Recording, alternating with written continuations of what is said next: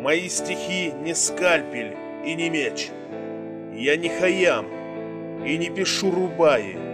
Я не пытаюсь истину извлечь на Божий свет, а лишь напоминаю, что истина пока еще жива, хоть ей уже и вырыта могила.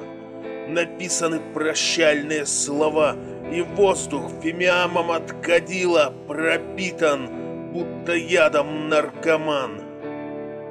Но верю я, как дурень в справедливость, что в мире, где господствует обман, для истины надежда сохранилась.